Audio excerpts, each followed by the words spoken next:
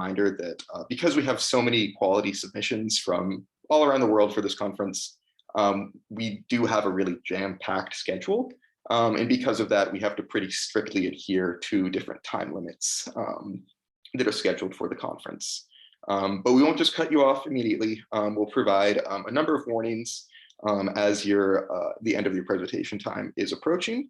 And so first, 2 and 3 minutes before the end, we'll just provide a written reminder in the chat box, just reminding you how much time is left.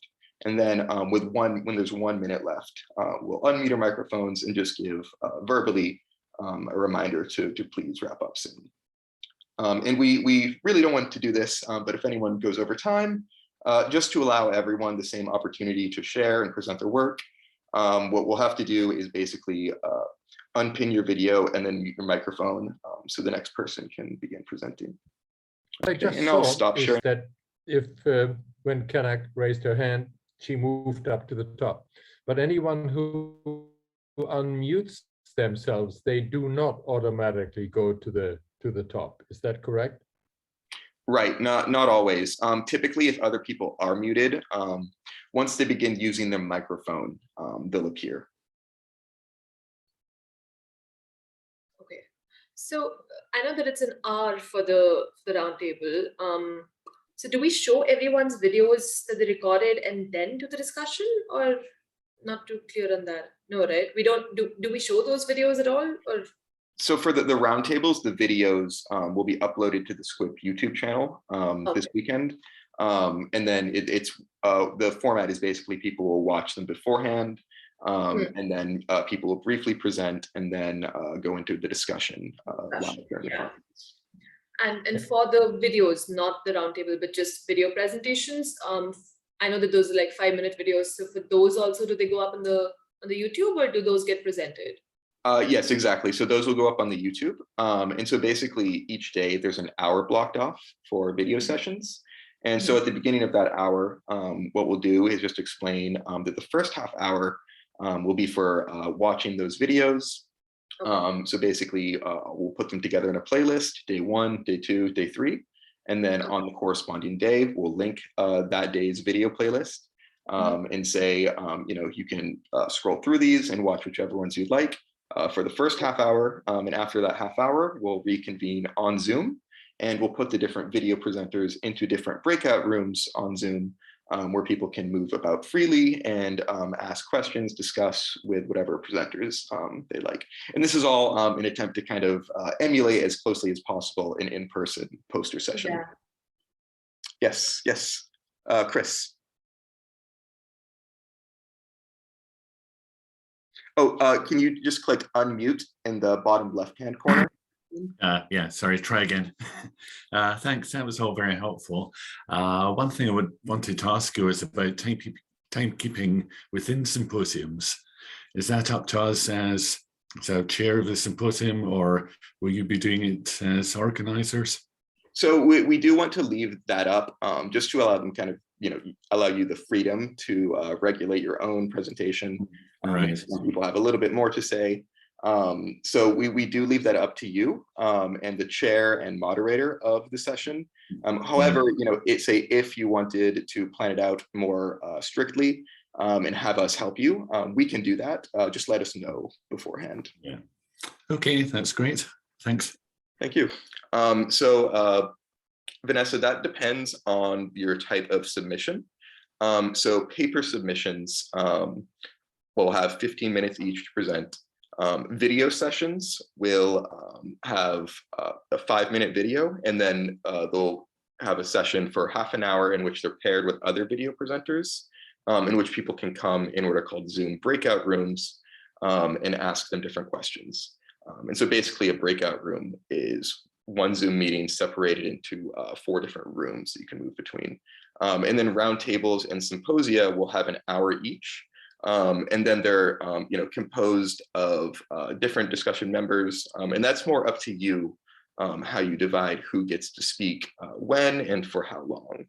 We also do recommend incorporating some time at the end for discussion for those sessions, but again, that's up to you. I believe you have a symposium, so you probably maybe 10 minutes for each person, depending on how long you'd like for discussion, and how many people are a part of it.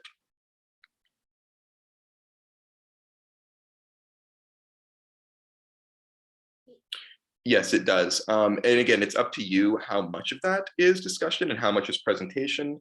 You might try to keep the presentation very brief, only 5 minutes. If you want a longer discussion, you could do half and half, or you could do mostly presentation, say 10 minutes with 5 minutes Q&A.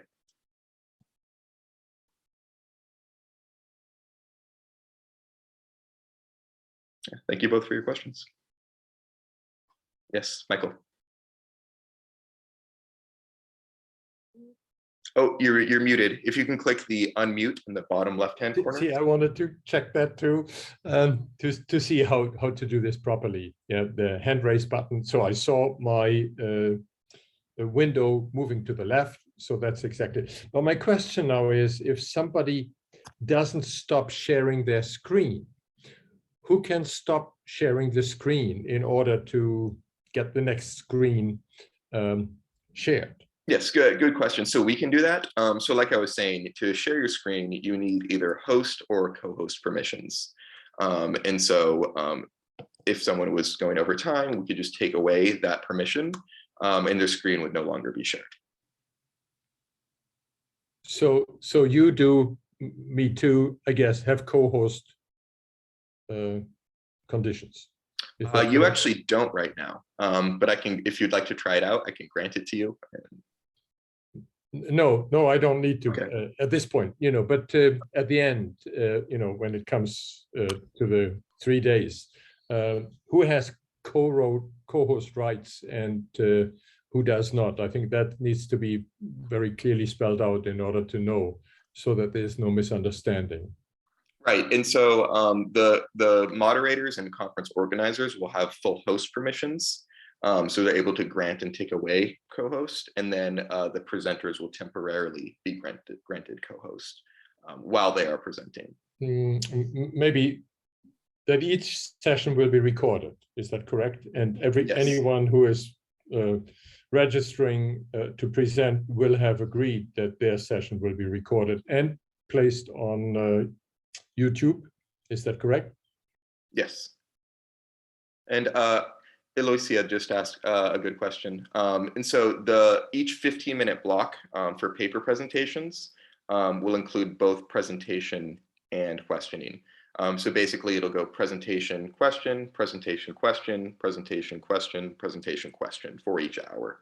And then obviously for things that are longer, the 1-hour roundtables or symposia, it'll be everyone presents. So 4 presentations simultaneously for those types of presentations, then followed by questions.